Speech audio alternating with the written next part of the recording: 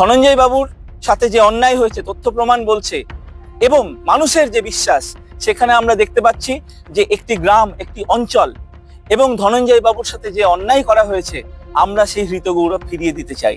এবং শুধু ধনঞ্জয় বাবু নয়, আমাদের এই মঞ্চ পৃথিবীর এবং সারা ভারতবর্ষ, বাংলার যত আর্তপীড়িত মানুষ রয়েছে প্রত্যেকের পক্ষে কথা বলবে। এমনকি বর্ডার পেরিয়ে আজকে বাংলাদেশেও আমরা যে দেখছি সনাতনীদের উপর অত্যাচার, আমরা কিন্তু প্রত্যেকটি আর্তপীড়িতের পাশে দাঁড়িয়ে আমাদের ন্যায় বিচার মঞ্চ, আমাদের সমন্বয় মঞ্চ কথা বলবে।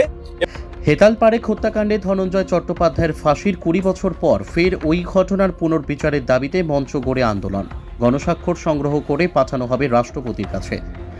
কলকাতায় হেতাল পাড়েখ হত্যাকাণ্ডে দোষী সাব্যস্ত করে ধনঞ্জয় চট্টোপাধ্যায়ের ফাঁসির নির্দেশ দিয়েছিল আদালত। 2004 সালে সেই নির্দেশ কার্যকর করা হয়, কিন্তু ঘটনার প্রায় 20 বছর পর ধনঞ্জয় চট্টোপাধ্যায়কে নির্দোষ দাবি করে সেই ঘটনার মামলা পুনরায় চালুর দাবিতে রীতিমতো মঞ্চ গড়ে আন্দোলনে নামলেন ছাতনার মানুষ। ধনঞ্জয়ের প্রকৃত বিচারের দাবিতে এই আন্দোলনে যোগ দিলেন রাজ্যের বিভিন্ন প্রান্তের মানুষও। প্রাথমিকভাবে এলাকায় গণস্বাক্ষর সংগ্রহ করে ওই মঞ্চ রাষ্ট্রপতির কাছে মামলা পুনরায় চালুর আবেদন জানাবে। সম্প্রতি আরজিকর কাণ্ডে তিলোত্তমার খুন ও ধর্ষণকারীদের ফাঁসির দাবিতে আন্দোলনে উত্তাল হয়েছিল রাজ্য, আর সেই পটভূমিকাতেই ফের একবার প্রাসঙ্গিক হয়ে ওঠে হেতাল পাড়েখের নৃশংস হত্যাকাণ্ড। 1990 সালের 5ই মার্চ কলকাতায় ঘটে যাওয়া হেতাল পাড়েখ হত্যাকাণ্ড নিয়ে সে সময় তোলপাড় হয়েছিল গোটা রাজ্য। ঘটনায় সেই সময় গ্রেপ্তার হন ওই ঘটনায় অন্যতম অভিযুক্ত হেতাল পাড়েখের আবাসনে কর্মরত নিরাপত্তারক্ষী ধনঞ্জয় চট্টোপাধ্যায়। হেতাল পাড়েখ হত্যাকাণ্ডে ছাতনার কুলুডিহি গ্রামের বাসিন্দা ধনঞ্জয় চট্টোপাধ্যায় দোষী সাব্যস্ত হওয়ায় প্রায় 14 বছর কারাবাসের পর আদালতের নির্দেশে 2004 সালের 14ই আগস্ট তাকে ফাঁসি দেওয়া হয়। ধনঞ্জয় চট্টোপাধ্যায়ের ফাঁসির পর থেকেই স্থানীয়রা দাবি করতে থাকেন ধনঞ্জয় চট্টোপাধ্যায় নির্দোষ ছিলেন, তার প্রতি অবিচার করা হয়েছে। তিলোত্তমা কাণ্ডের পর স্থানীয়দের সেই দাবি এবার আন্দোলনের রূপ নিতে চলেছে। স্থানীয়দের উদ্যোগে ধনঞ্জয় চট্টোপাধ্যায় মামলা পুনর্বিচার মঞ্চ গড়ে ওই মামলা পুনরায় চালু করার দাবিতে সরব হয়েছেন স্থানীয়রা। ওই আন্দোলনে যুক্ত হয়েছেন রাজ্যের বিভিন্ন প্রান্তের মানুষও। ইতিমধ্যেই ওই মামলা রিওপেন করার দাবিতে গণস্বাক্ষর অভিযান শুরু হয়েছে। গণস্বাক্ষরিত আবেদনপত্র পাঠানো হবে দেশের রাষ্ট্রপতির কাছে। মঞ্চের দাবি, এই মামলা পুনরায় চালু হলেও ধনঞ্জয় চট্টোপাধ্যায়কে আর ফেরানো সম্ভব নয়, কিন্তু মামলায় তাকে নির্দোষ প্রমাণ করতে পারলে ছাতনার মাটি যে ধর্ষকের মাটি নয় তা যেমন প্রমাণিত হবে, তেমনি ত্রুটিমুক্ত বিচার ব্যবস্থা গড়ে তোলার ক্ষেত্রে তা হয়ে উঠবে একটি মাইল ফলক। আপাতত সেই লক্ষ্যেই এই আন্দোলন চালিয়ে যাওয়ার হুঁশিয়ারি দিয়েছেন মঞ্চের আন্দোলনকারীরা। বাঁকুড়া থেকে সুচিন্ত গোস্বামীর রিপোর্ট, এস নিউজ বাংলা। এবং সেই জন্যই আমরা আজকে আমাদের পিটিশন কর্মসূচি শুরু করেছি এবং মা বাসুলিকে সাক্ষী করে আমরা বলে গেলাম, যতক্ষণ না আমরা ধনঞ্জয় বাবু, এই অঞ্চল, এই পরিবার এবং সমস্ত পৃথিবীর আর্তপীড়িতকে আমরা তাদের রেসপেক্ট ফিরিয়ে দিতে পারছি, জাস্টিস দিতে পারছি, আমাদের মঞ্চের পক্ষ থেকে আন্দোলন চলছে, চলবে। জয় হিন্দ। দেখুন, সবকিছুর একটি নির্দিষ্ট সময় থাকে।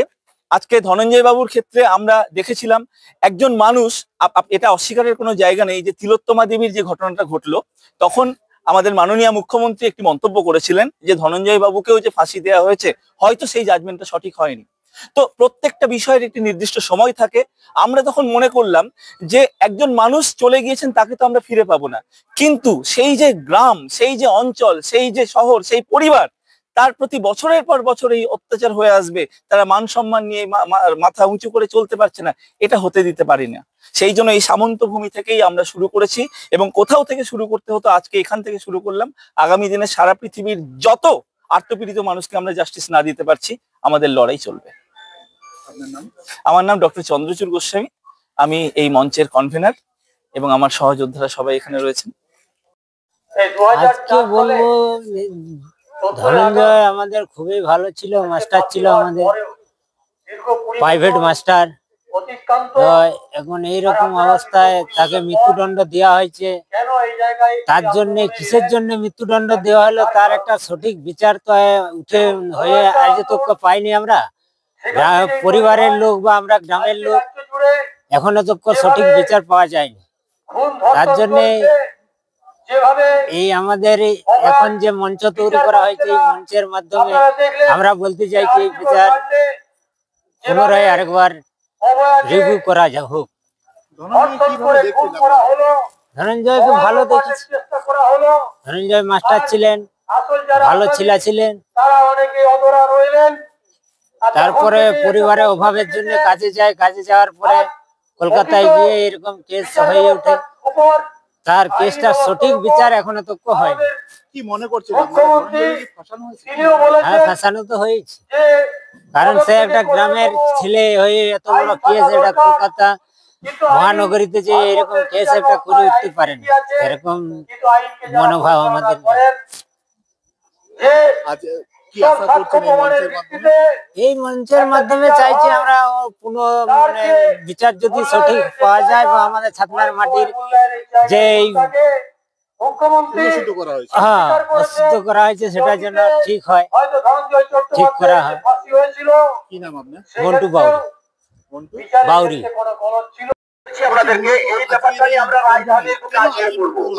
না, আমরা তো দীর্ঘকাল ধরে এটা চালাচ্ছি। আমাদের একটাই উদ্দেশ্য যে ছাতনার মাটি, প্রেমের মাটি, চণ্ডীদাসের মাটি। ধনঞ্জয় চট্টোপাধ্যায় আমাদের কলঙ্ক, আমাদের মাথার উপরে একটা কলঙ্ক চেপে আছে, এটা ধর্ষকের মাটি। এবং পরবর্তী প্রজন্ম যাতে এই কলঙ্ক থেকে উদ্ধার পায়, তার জন্য আমাদের এই আন্দোলন চলছে। ভারতবর্ষের সর্বোচ্চ আদালত সুপ্রিম কোর্ট তার ফাঁসি দিয়েছে, কিন্তু আমরা সংবিধান মানি। তাই রাষ্ট্রপতির কাছে আমরা প্রার্থনা করছি যে যাতে এই কেসটি রিওপেন করা হয়। আমরা মুখ্যমন্ত্রীকে জানিয়েছি, আমরা অধীর চৌধুরী কংগ্রেসকে জানিয়েছি, আমরা আইনমন্ত্রীকে জানিয়েছি, আমরা বিজেপির রাজ্য নেতা রাহুল সিনহাকে জানিয়েছি, আমরা শুভেন্দু অধিকারীকে জানিয়েছি। অর্থাৎ দলমত নির্বিশেষে প্রত্যেকের কাছে আমরা গেছি। এবং এই মাটি, এই এলাকাটা ধনঞ্জয়ের এলাকা, আমাদের অঞ্চলের মানুষ ধনঞ্জয়, তাই আমাদের দায়িত্ব অনেক বেশি। এবং আমরা খুশি, আনন্দিত যে বিভিন্ন জেলা ইতিমধ্যে আমাদের মধ্যে অংশগ্রহণ করছেন। ঘাটাল করছেন, পশ্চিম মেদিনীপুর করছেন, পুরুলিয়া করছেন, প্রত্যেক জেলার প্রতিনিধিরাই এসেছেন। এবং সুপ্রিম কোর্টের আইনজীবী থেকে হাইকোর্টের আইনজীবীরাও এসেছেন। অর্থাৎ আমরা আইনের বিরুদ্ধে নই, কিন্তু আমরা যাতে নতুন ভাবে রিওপেন করা হোক এবং বিচার ব্যবস্থার ত্রুটিপূর্ণ হোক, এই জন্যই আমরা এই আন্দোলনটা করছি।